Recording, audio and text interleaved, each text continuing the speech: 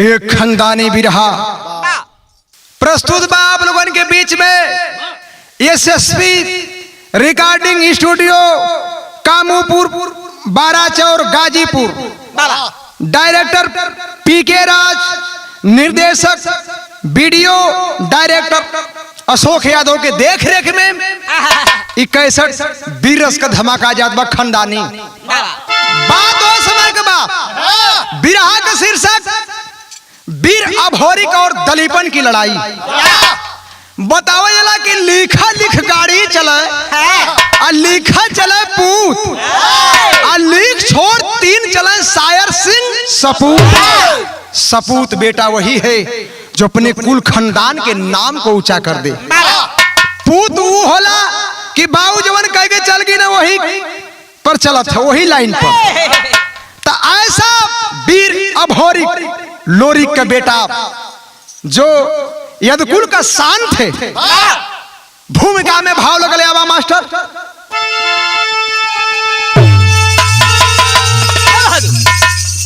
तो शेर के घर में, शेर के घर में घुस कर जो ललकार दे वो बहादुर ही होता है शेर बबर। जुर्म जालिम के विपरीत लड़के सदा और सिंहनी पुत्र बनता विजेता जबर। नाम रोशन करे वंश बुनियाद का, रणधरा भी विजय श्री का गजरा बेधाती। वंश का हंस लोरिक सुमन चढ़ के काजा भोरिक तलीपन के छाती।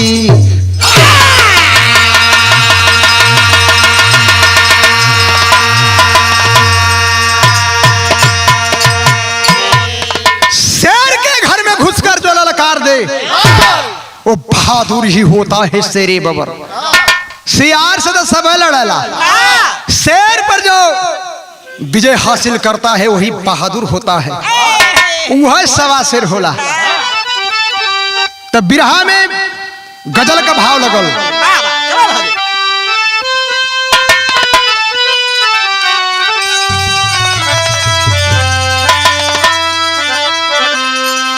बड़ी जमाने का गीत है।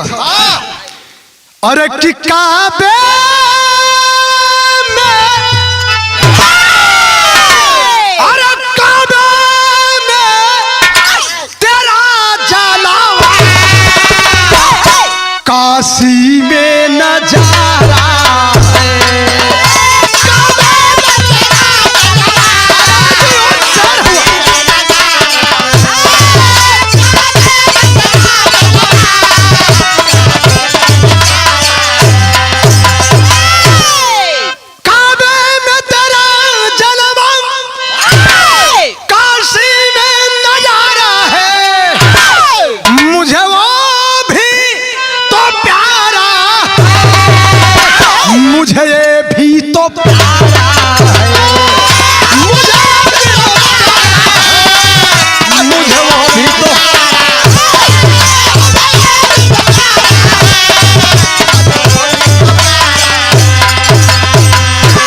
लेकिन भाव बिरहा में कवि जी लिखलन, हमारे राम मुराद कवि जी खाटी बिरस का भाव लिखलन।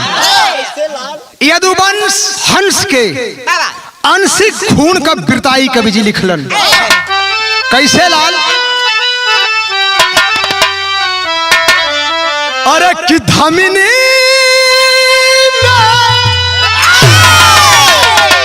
खाटी यदुवंशियन के अंशिक खून का बिरताई है।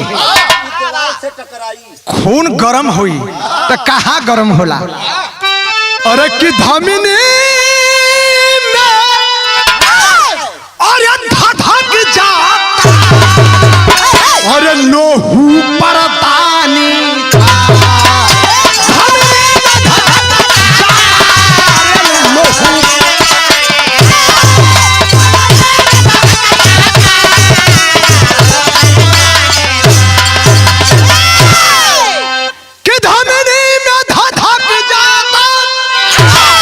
अरे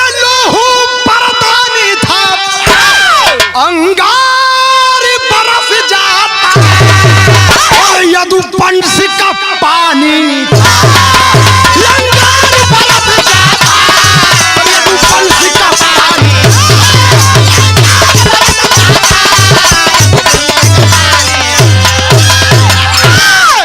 अंगार बरस जाता यदुवंश का पानी था, यद्री गोद के अंश से खून का बिरताई है। बिरहा का शुरुआत नहीं होगा, कहानी कहवा का बा कैसन बा कि बदकार मोलंगित राजा ओ करता था मनमानी, सुंदर बेटी बहनों को हर लेता था अभिमानी, कि भय व्यापी थी भुजबल में, सत्ता के ही बलजोरी,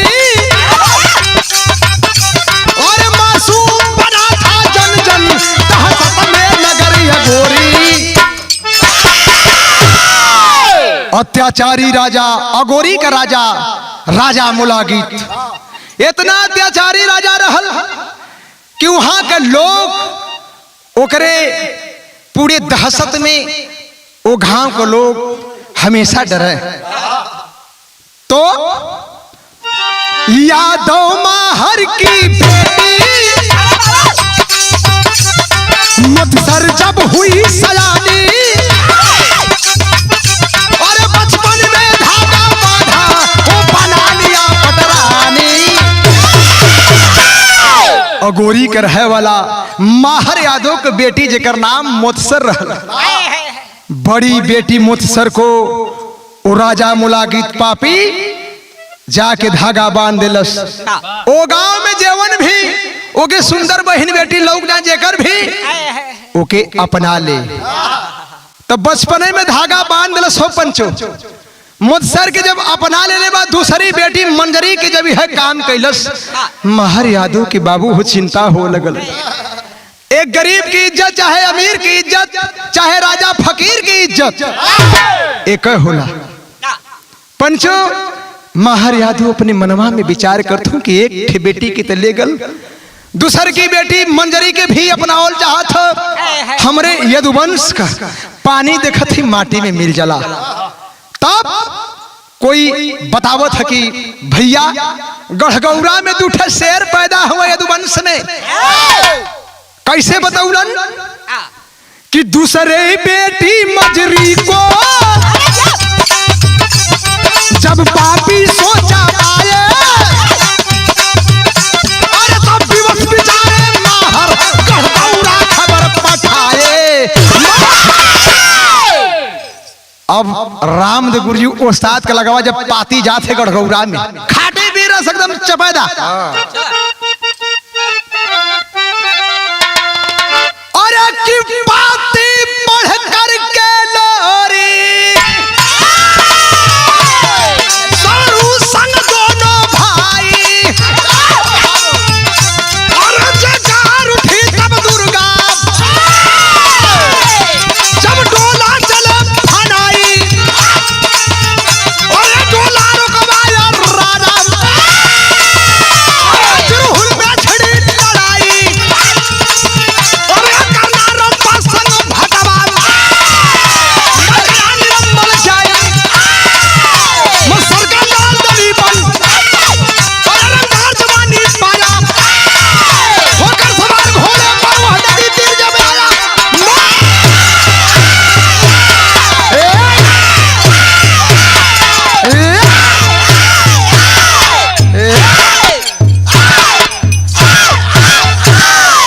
ई सही है पंचो, राजा मुलागित इतना अत्याचारी राजा था।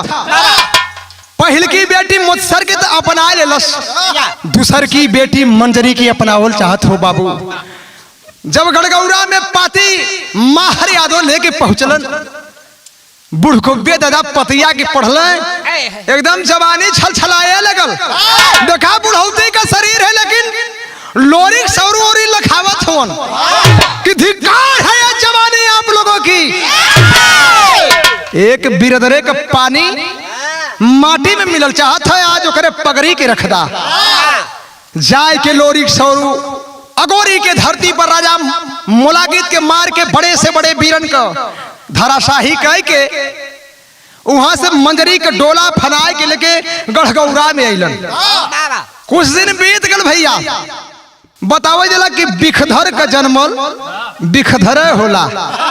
राजा मोलागित का बेटा जेकर नाम दलीपन बा, अपने जवानी के जब रंगत में आल, देखा यहाँ कियारी एक है, खाली बीज अलग अलग है। मुत्सर का दलीपन था लेकिन राजा मोलागित का बेटा था। जवानी के जब रंगत में आल तो घोड़ा पर चढ़ के वही सोन नदी के तीरे गयल है, तो बिरहा में दर्द लग गई। अरे कि अरे मोरे सोनावा करा जिन फोनावा, चुम्मा के धारा जिन लोट एहो जान भूखल बानी। मेरा रुआ अपने मर्दे से करे तो दोनों और प्रेम देखा एक है, और वह होवे कि चाहिए मर्द मेहरार उनके बीच में। का कहलस कि अरे मोरे सोनावा कराजी न फोनावा, अरे मोरे सोनावा कराजी न फोनावा, चुमा के धारा जी न लो एहो जान भूखल बानी, एहो जान भूखल बानी। आज घर पीड़िया पर एहो जान भूखल बानी।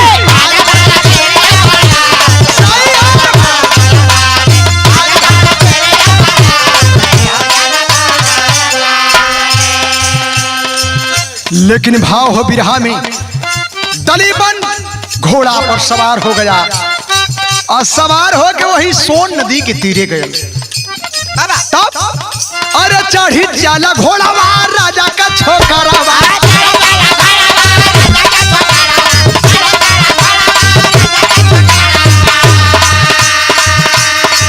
अरे चढ़ी जाला घोड़ावा राजा का छोकरावा, वही सोना नदिया के तीर।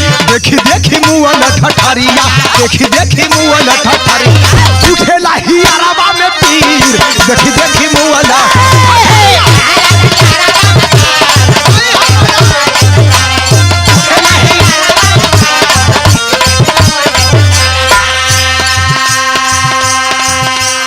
वही सोन नदी के तीरे गल हजारों कंकाल। उन नदिया के तीरे देखलस, कथे कि हम भूत पिचास कोनो छाया देखत है का। घरे पूछे समझ के छलावानु हो, घरे पूछे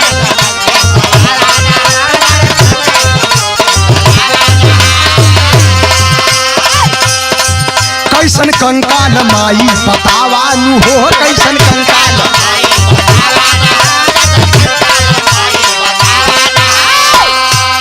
अपने माई मुत्सर से आय के पूछलस, हजारों जब कंकाल देखलस घोड़ा उस जगह से घुमा के आए के घरे अपने महतारी मुत्सर से कलश की माई ये बताओ कि जौन सोन नदी के तीरे उ कंकाल पड़ल हो, उ कहीं भूत पिचास का छाया है कि कौनो हकीकत बात है। सुनीला कि हमरे बाबूजी के कोनो वीर आके गर्दन काट दिलन।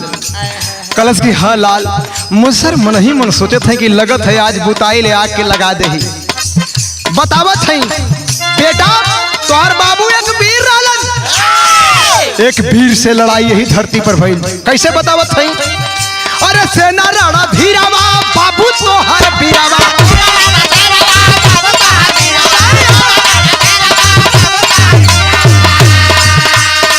तोहर बाबू वीर रहलन। अरे सेना राणा धीरावा बाबू तोहर वीरावा, सेना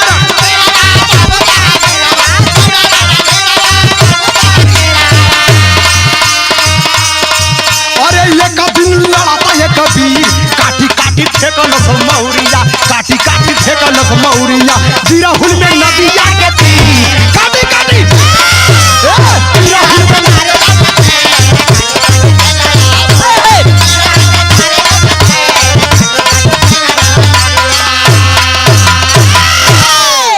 कलश की बाबू तुहार वीर रहलन बेटा, लेकिन एक वीर से लड़ाई भइल वही जिरहुल वही सोन नदी के तीरे। बतावत ना है कि कौन वीर है, सोचे थे कि जाना न पावा नहीं तो काम गड़बड़ा जाए। कहलन कि कौन ऐसा वीर रहल ओकरे हेतना पुरुषारत के हमरे धरती पर आए कि हमरे बाबू का गर्दन काट देलस। मारे क्रोध में हो के अपने माई से पूछा था कैसे। बिरहा में फिर एक लाइन की थी,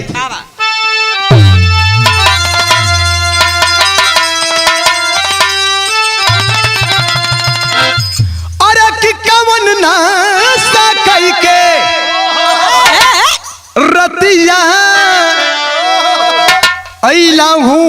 से जरिया।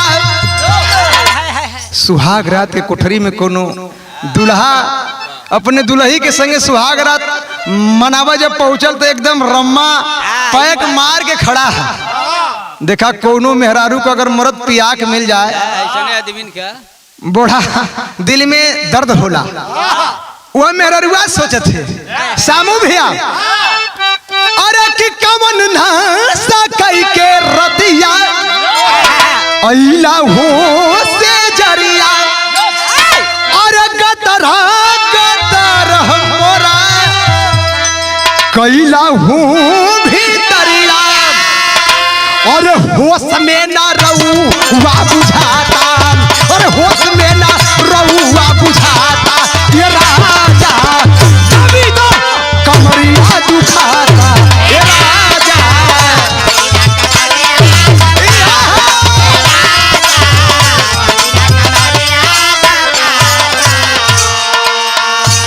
लेकिन माई मुझसे से कहलस दलीपन, अरे कवन ऐसन वीर जवन कैलसी ढिठाई। और हमारे खंडनवा में दगिया लगाई।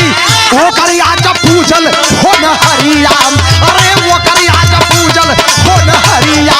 ये माई तेरी देव भाई के टेंगरिया। ये माई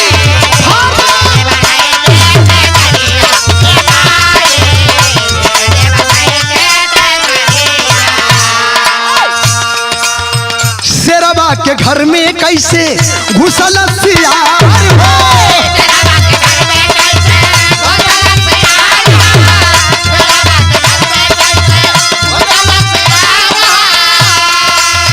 केकर मनुष्य जागल अइल बदकार हो।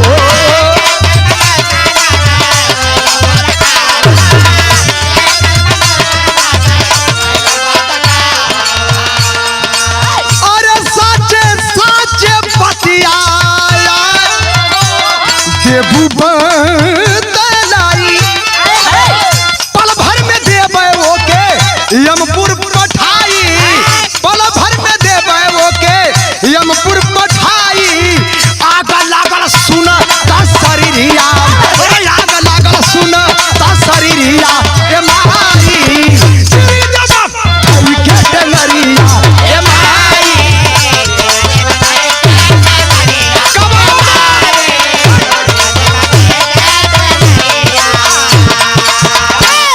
इतना बात अपने माई मुसर से कलश डेरा थे लड़का जवान कलश की माई बता दे तुहरे दूध के कसम महतारी बतावा कवन एवन वीर रहल। ओकर इतना पुरुषारत शेर के घर में आए के घुड़ुक के चल गल। बताओ मुझसर मने मने सोचे लगली कि देखत है आज इतने बड़ा बवाल कैलस। राज हट पाल हट तिरिया हट बड़ा गड़बड़ाला। जब जब हट होई तब तब विनाशा है। ए भैया कलश की मत लड़ा बेटा। बड़े से बड़े वो वीरन के आगे सब वीर परास्त हो जाला। इतना बतिया मुझसे बताओ थे और आग बबूला हो गल। कैसे बतावत है बिरहा में रामदेव गुरु जी का फेर तर्ज लगी पूरन की लहराए के आवा कि सावन महीना अरे सवनैया निकला गले अकाल तिलगाल के हई गोरैया निकला गले। रस रस झूलैली झूला नवा राधा हो राधा बनमो। रस रस झूलैली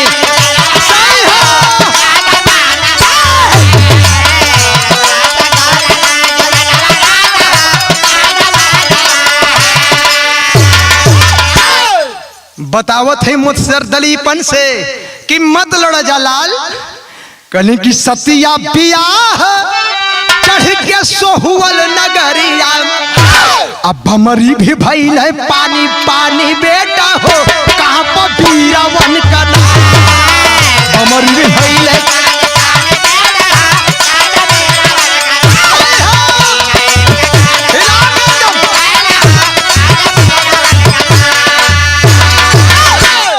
कल के हरे परे दोनों भाई बल करिया, अन्यौरापुर में मारल गईला बीजम है सब।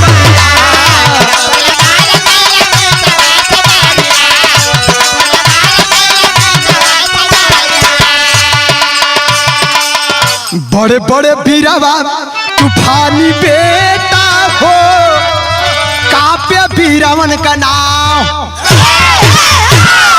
बड़े बड़े वीर उन्हन के आगे प्रास हो गईलन। खानदाने अंशिक उकुल वीर हूं, तोरे बाबू की तो खो देली हम, मांग के सिंदूर तो धोई देली, लेकिन अपने गोद के ना हम उजारल चाहती लाल। लेकिन इतना बतिया सुना कल कि अगर ना बताइबू अब तोहरो गर्दन काटब अपनो गर्दन काटब, ए जगह अपन बलि चढ़ा दे। लेकिन बताओ कवन वीर ऐसा है? मुझसर लगनी सोचे कहले कि अब बतवही की परी, तो टेरी में भाव लगल कैसे बताओ थे? अरे कितेगा पर जकरे दुर्गा रनिया, सिजेदार लहू का लेयद कुल कैसे गासेगा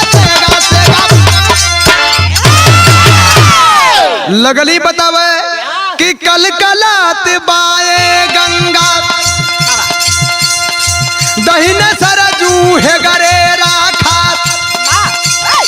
खुशबूड़े चारों चौतरफा, जहाँ धर्म धरा लहरात, गादी गौरा नाम परल, सवरू लोरिक कहे बनल बिसात,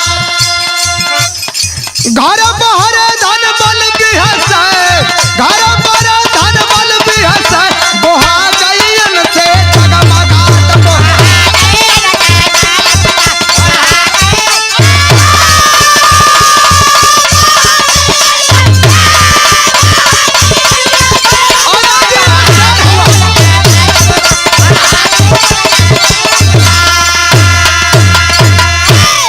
मत लड़ जइहा लाल। अंशिक खानदानी दुर्गा पूजा ले ली, पूरे चारों धन बल सोहरत चारों तरफा जय जयकार मचत है। अब वहां तुम जलाल, तब जब सुना मुलागित का बेटा, अरे जब सुना मुलागित का बेटा, तत्काल दलीपन चहक उठा, छतरी का लहू ललकार रहा, अब आंख आस में टपक रहा। सेना को सजाओ इसी वक्त, सेना को सजाओ इसी वक्त, चढ़ चलो जो नगर अनोखा है। मंत्री बोला मेरे मन से गढ़गौरा जाना, कलल की सरकार जल्दीबाजी में फैसला मत ला, ऐसा काम हो गए कि सांप भी मर जाए और लाठी भी बरकरार रह जाए। तो कुछ सोच दलीपन चहक उठा, कुछ सोच दलीपन चहक उठा, उत्तेजित मन को मना लिया, महिरीन को नंगी कर छोड़ा, माहर को बंदी बना लिया। ऐसा काम करा कि ओकर नन्ना नानी माहर और महिरीन के दोनों के बंदी बना ला, अब पाती भेजवा दा, किसी तरह मालूम है खुदा दौड़ा ली है सब। बाबू हो जौने समय माहर और महिरीन के नंगा बंदी जब राजा मुलागित अपने कारागार में वही बखरी में बंद कैलस, जैसे लगे कि विपत का पहाड़ टूट गई, लोही बुढ़ौती में बाबू हो महिरीन और माहर वो दिन याद करत हो कि आज बेटवा हमार लोरिक रहते हो, तो ये दिन दशा ना देखे के होत। जौने पापियन के संहार करके विजय का झंडा गाड़ के अगोरी की धरती से चल गईलन, कैसो हमरे लाल के पता लग जात, तो बाबू बड़ा विपत में रोवत हो जाती। यहाँ खानदानी गीत लग गई। और कि दुख में बरसाई बन बंदरिया, अरे दुख में बरसाई बन बंदरिया, नजरिया माही माही ए भैया डर से का पैलाया गोरिया, अरे डर से का पैलाया गोरिया, अब बाजारवा कोई नहीं खाए हो। मजरी कयक रहल सहेली जेकर नाम की सोनिया बाम, चोरी चोरी लिख के पाती एक पंडित के देहली, चोरी चोरी 3 बेर पाती पढ़ के मजरी चोरी चोरी देहली छिपाए, चौथी बार पाती ले पंडित गढ़गौरा में गईले, अरे त खेलत रहले तीनों भैया, अरे खेलत रहले तीनों भैया दुआरावा पर हो, अरे तब पतिया देई देहला भाना, अरे तब पतिया देई देहला भाना, अब भोरी कह के जाता हो।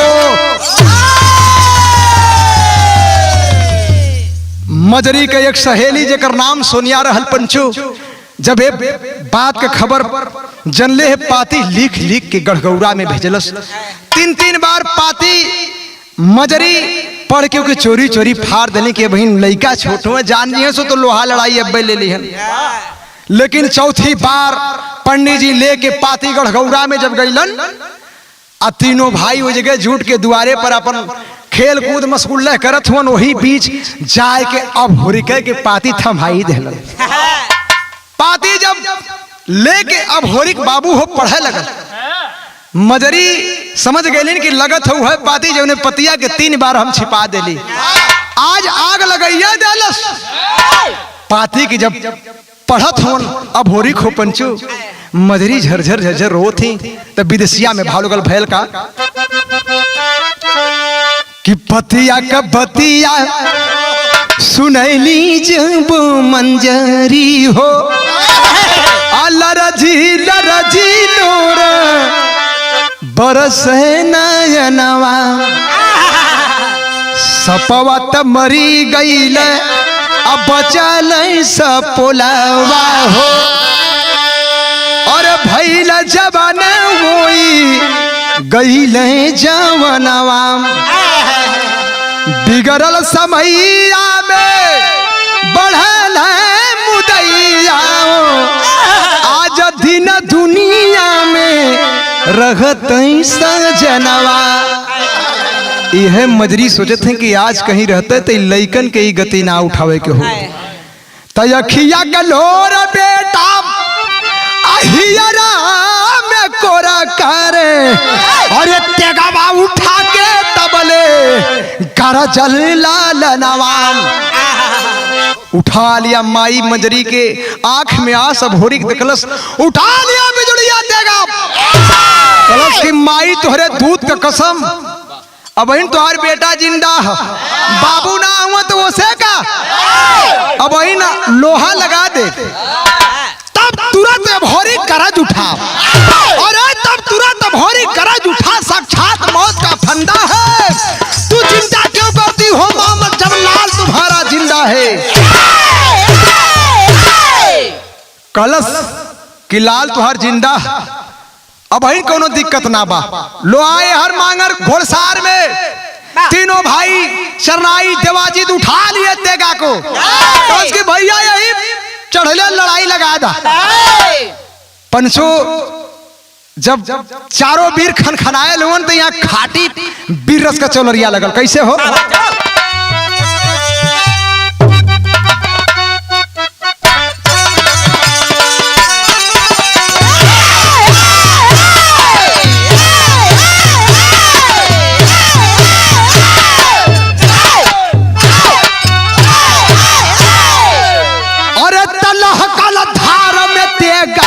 जदू बंसी पालिया हो फनिया ज्वाला भैली जवनिया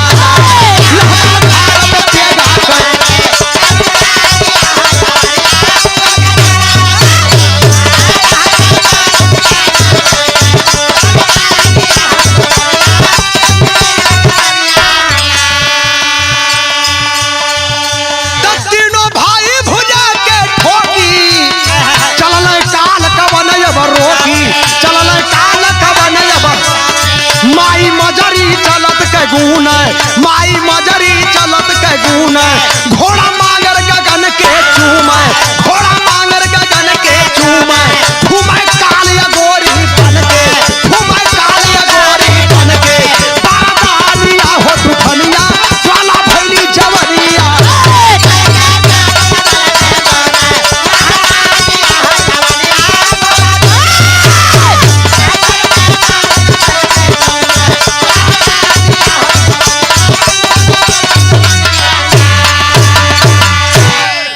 तीनों चारों वीर अघोरी किला पर जब मड़राए लगल साथ में माई मजरी भी चलनी कि अब लड़का हमसो कहीं लड़ाई के बात रही तो हम बताई पंचो लेके जब वैसे ही एकदम अघोरी किला पर चारों पार्टी जब मेड़राए लगल अघोरी के लोग देखना कहना कि लगत है पार्टी भैया लोरी काहे गिला सकबू खोई सही अघोरी के लोरी के नेर लगत हो लहरे बिजुलिया देगा मांगर घोर खनखनात आकाश में पार्टी आ गई तो बिरहा में बड़ा रंगदार तर्ज लगल कैसे मास्टर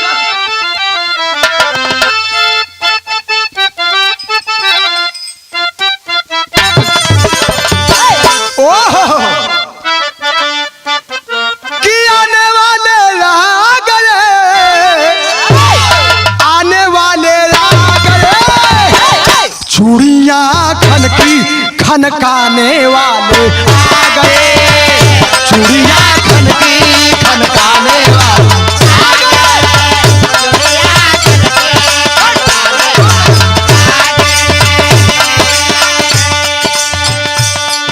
लेकिन भाव है अरे आने वाले आ गए आने वाले आ गए अरे तेगा पर तेगा खनकाने वाले आ गए तेगा पर तेगा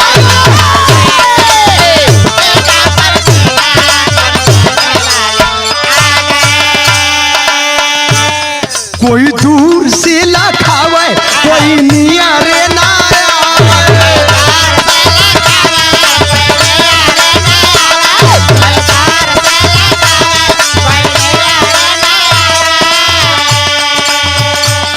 कोई नियरे धीरे धीरे बतियावे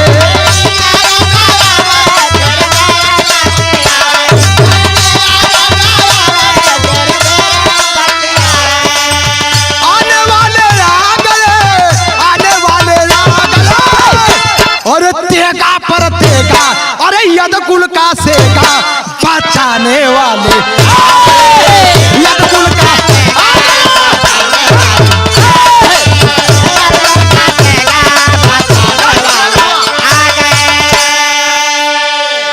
पार्टी आई एकदम गरगरात अघोरी के लोग अहिरानी के लोग बड़ा खुश भइलन की पार्टी है आए के हो बाबू महिरी माहर के अपने नन्ना नानी के जब अघोरी के देखलस एकदम क्रोध में पागल हो गईलन जैसे भगवान कृष्ण कन्हैया कंस के कारागार से अपने माई बाबू के छोड़ौलन मुक्ति दिलौलन वैसे ही दिला के अघोरी जाए के खानदानी ताकत अपन वही किला पर देखावल चलत हो तब भयल का बिरहा में तर्ज लगल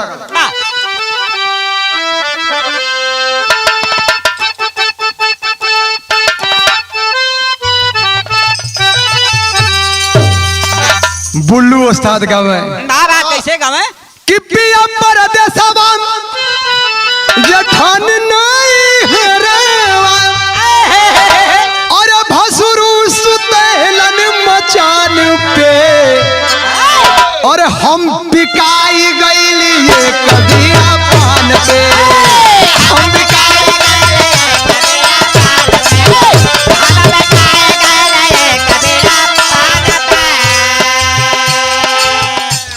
भाव जाए के ललकार के कहलस कि कायर कपूत तोहरे बाप के देखाइल अरे नौवा डूबौला जहान में अरे तकवन पीर हूँ तोहरे खानदान में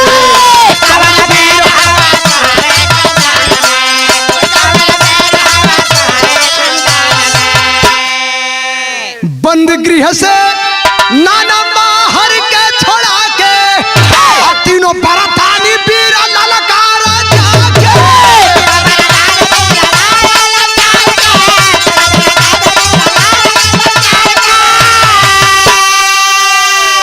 तो जिराहुल का खून ही और धरतिया पियासल और हीरा चंग मैदान में अमर वीर हम तोहरे खंडान में।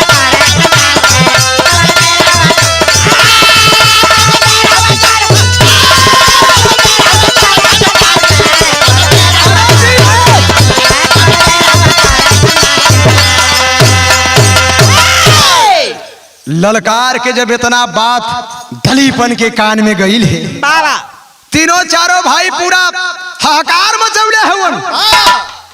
तो इतना बात जब दलीपन सुनलस तब अरे हो सेरह पापट में भाव लगल भैल का मास्टर।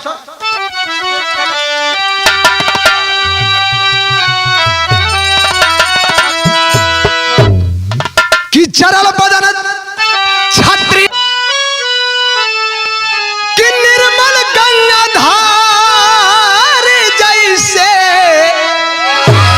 अरे भाई कही अरवाम ममता से भरलाया चारावा फफा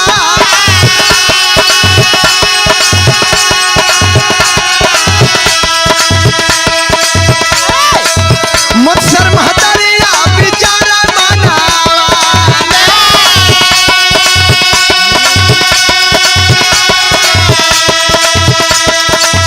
लगला कि लाल मोरा जय है हो मारा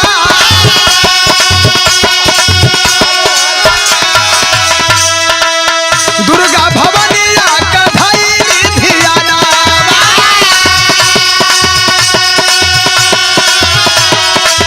प्रकट भैनी दुर्गा तपा काहे तिलखा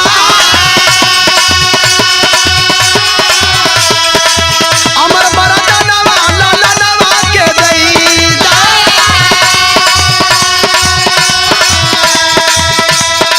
दुर्गा कहली बस ये कहीं उपाय माई दुर्गा का ध्यान दे कि मुझसे देखा बेटा का ममता गजब होला। बेटा कितनों कपूत हो जा लेकिन माई का ममता वैसे होला हो पंचो। माई दुर्गा के लगली ध्यान करे कहले कि महतारी हमर हूँ लाल के जान बचाला। तब कहले कि अमर बरदनवा ललनवा के देई दा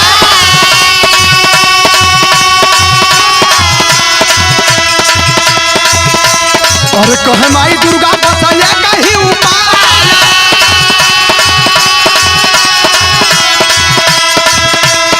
अमर सारी बनी है गली पर का दुलही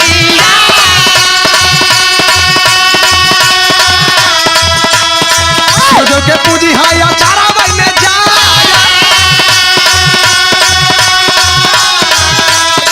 नदिया नहा के खोली जरा दुलही दिन करके पूजल चाहली हर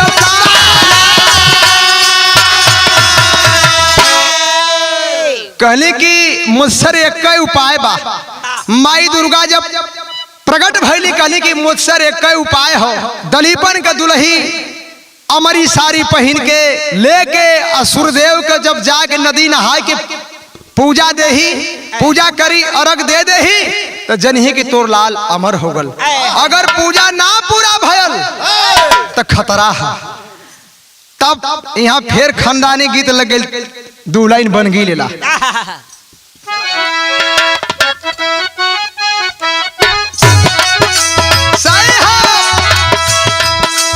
पूजा देवल चाहत है दलीपन की दुल्हन। अरे तो जब दलीपन के दुल्हिया अरे जब दलीपन के दुल्हिया आया चरवाया मरी पेनी अरे तो देवल चाहली राघिया देवल चाहली राघिया असुरुजा देवा के होता था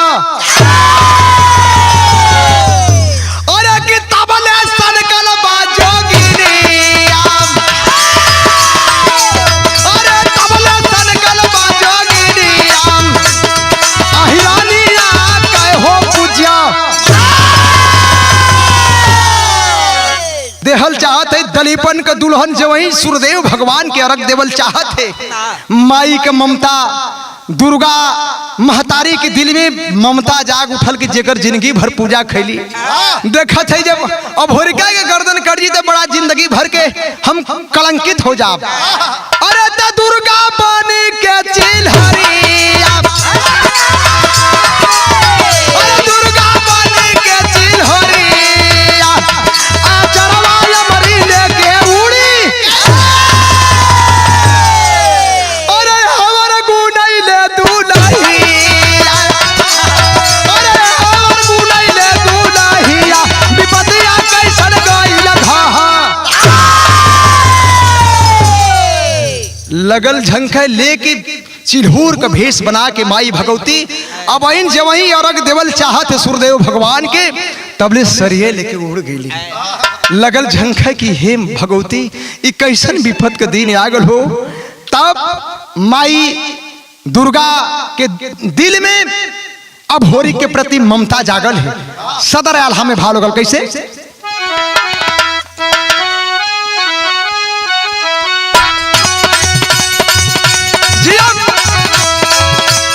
जिंदगी भर पूजा जेकर खैली महारानी,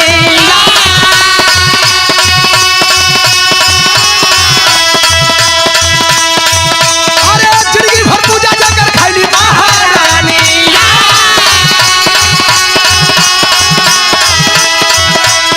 आजो के कैसे हम जाइब भूला,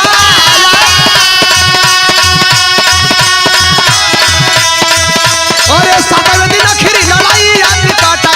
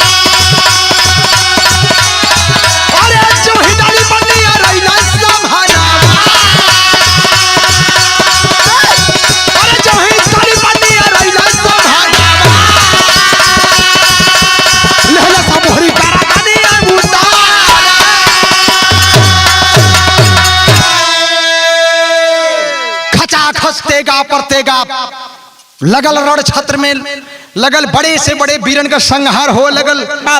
पंचू मंगरा घोड़ हर चरराई देवाचित तहलका मचौले हुन। माई भगवती के जय जयकार वही रण क्षेत्र के मैदान में गुजत हो। दलीपन लड़त लड़त जब वही अभोरी के सामने आयल हो, अभोरी खच दे गर्दन उतार दे मार के बिजुलिया देगा से गर्दन के जब उतार दहलन तक खड़ी में भाव लगल भयल का आगे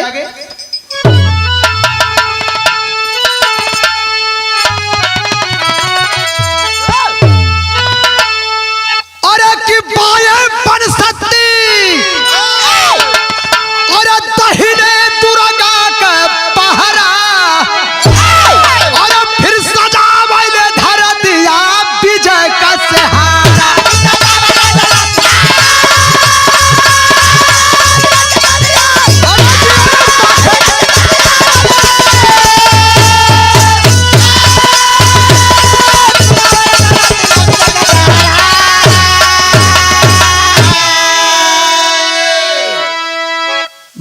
बन सकती दहिने दुर्गा का पहरा, फिर सजावे ले धरतिया विजय के सहरा।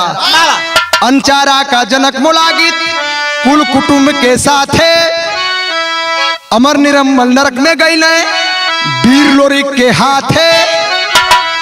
तैगु गुजय बन कीर्तिया विजय का सहरा।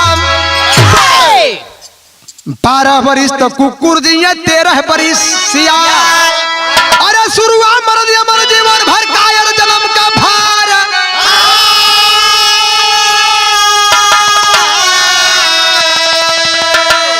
तो दिन दिन देले दुरागतिया विजय का सेहराम। कायर बाप का कायर बेटा कुल को किया बेपानी, अरे वीर वंश का वीर भोरी सींचा वंश बरदानी। अरे तो जगह उतारा ले रतिया विजय का सेहर।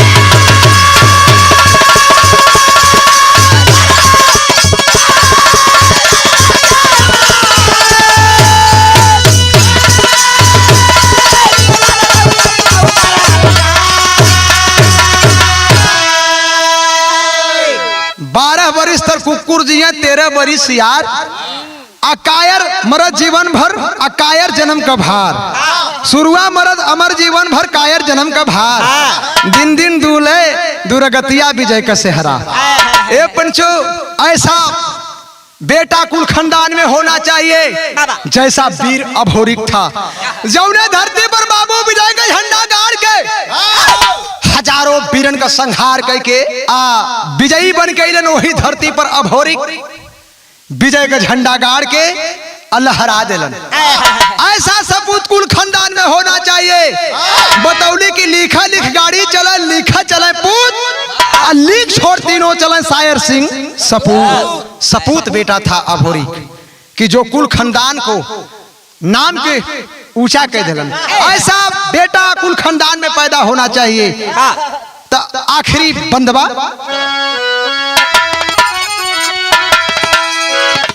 स्वामी गुरु बिहारी रमन स्वर गए समझा के, अरे होरी लाल कबीराम भोग